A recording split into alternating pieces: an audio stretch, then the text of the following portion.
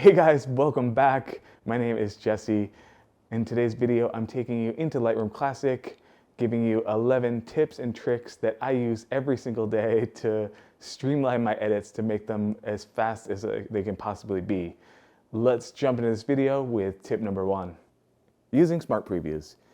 This is super helpful because you can edit your preview without having your media attached. So say you want to take your laptop out and edit all of your photos on a bus or a train or a plane.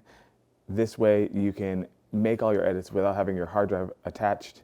And then when you're ready to export, you can attach your media and export.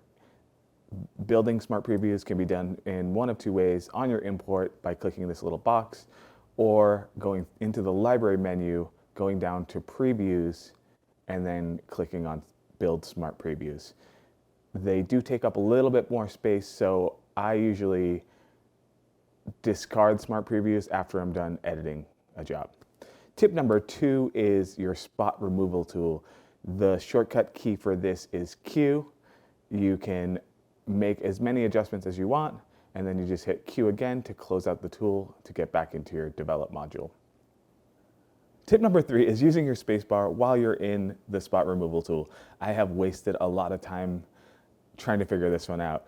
When you're trying to clone out something and you're zoomed in, Lightroom gives you a sample that's way out of frame and doesn't even work for what you're trying to clone out. Hit the spacebar, then you can drag around your screen to find where the sample is, or you can click the spacebar and hit your trackpad and you will zoom out so you can see it. Either way, it's a huge time saver and I use it all the time.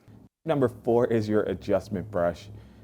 The keyboard shortcut for this is K, and to close out of this and then start a new brush, you just hit K again, closes it out, hit K again, starts a new brush. That way you don't have to mouse over and press done. Tip number 5 is for both your adjustment brush and your spot removal tool, resizing your brushes. You can do this by using your left and right brackets.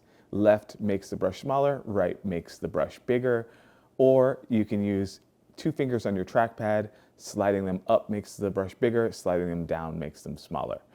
Tip number 6, you have a hard time cloning something out, or your burn just isn't looking good in Lightroom and you need to use Photoshop. By hitting Command E, you open up your file in Photoshop, and then if you hit Command S when you're done editing in Photoshop, it saves a TIFF file straight into your Lightroom catalog. Tip number 7 is your crop tool. The keyboard command for this is R. I like to think of it as you didn't get it right in camera, so you're recomposing your crop, just think R for recomposition. Number 8 is in your crop tool. Say that you want to change your photo from horizontal to vertical or vertical to horizontal. You just hit X on your keyboard and this changes your orientation. Number 9 is your overlay tool. This could be used both in your crop tool and in your adjustment brush. In your crop tool, it gives you 7 different overlays in your crop. In your adjustment brush, it just shows you what part of your image is affected by the brush that you put down. It also works on your gradient tool too.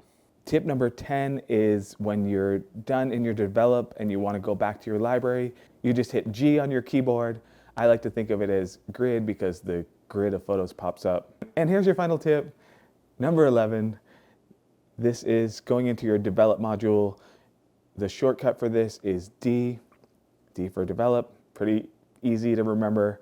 And I have one more bonus tip for you. When you're finished with all your edits and you want to select all of your photos to export, instead of selecting the top one and then scrolling all the way down and selecting the bottom one, you can just hit Command A and that selects all. And then to deselect, it's just Command D. All right, that's it. As you can see, keyboard shortcuts are huge. They save a lot of time. Just by knowing what they are and how to use them has definitely cut down my edit time. I'm not mousing around anymore. I'm not going through menus. It just becomes like the back of your hand, just like your camera and your camera settings. So that's it for this video. If I miss one and you think I need to know about a shortcut or something, leave it in the comment section below. But I will see you in the next video.